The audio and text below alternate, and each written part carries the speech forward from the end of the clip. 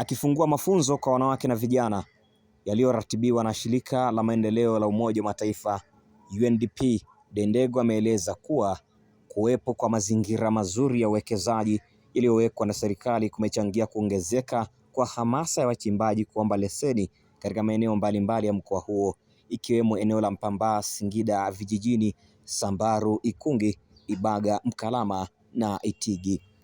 Katika mkoa wetu wa Singida mpaka sasa tumetoa leseni nyingi tu, lakini tukisema leseni ndogo za uchimbaji wa madini tumefikia 1279, lakini tuna leseni 50 za uchenjuaji, lakini tuna leseni kubwa za biashara madini 22 na leseni ndogo ndogo za biashara 82, lakini pia tunayo maeneo 6 ambayo yametengwa katika mkoa wetu kwa ajili ya wachimbaji wadogo. Dendego ameongezea kuwa sekta ya madini imeendelea kuwa kichocheo muhimu cha uchumi mkoa na taifa kwa ujumla, akibainisha kuwa mapato ya sekta hiyo yameongezeka kutoka shilingi bilioni 1 mwaka 2019 hadi kufikia shilingi bilioni 33 ndani ya kipindi cha miaka mitano, huku akiwahimiza vijana na wanawake kuongeza jitihada za kujiingiza katika sekta hiyo.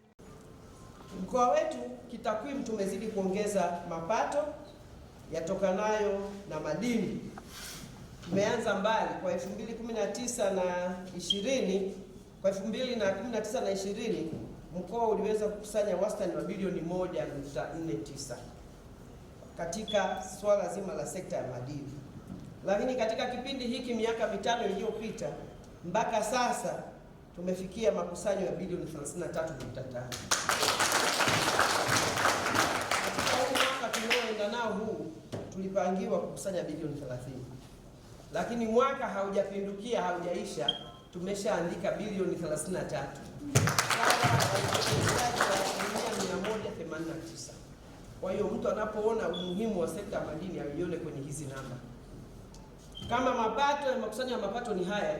Kwa upande wake meneja mradi kutoka UNDP Bwana Godfrey Nyamrunda anasema kuwa shirika hilo linaendelea kujizatiti kuwawezesha wachimbaji wanawake na vijana kwa kuwapatia mafunzo ya vitendo, ikiwemo ujuzi wa uchimbaji, usalama kazini na kujenga mahusiano imara ya kitaasisi kwa lengo la kukuza uchumi jumuishi na endelevu.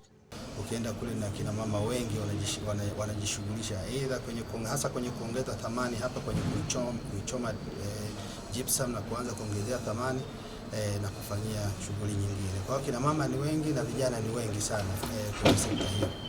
Kwa hiyo tuliona tujikite hapo kwa sababu hiyo. Hatuna vifaa vya kufanyia kazi. Sehemu tunafanya kazi kuna maji mengi.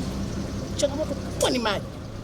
Lakini tungewezesha vifaa vya kuweza kufanyia zile kazi, kuvuta maji, kwa mfano mapaipu, mashine za kuvuta maji, generator ambayo inakuwa vile nani reserve kwa ajili ya umeme. Kwa pale kwenye kikundi tulikuwa tumefanyaje? Tumekosa lakini ila tukuna sehemu tuliomba tulikuwa tumepigwa kalenda hiyo. Kutokea hapa mkoani Singida, mimi ni Robert Onesmo na hii ni Clouds TV.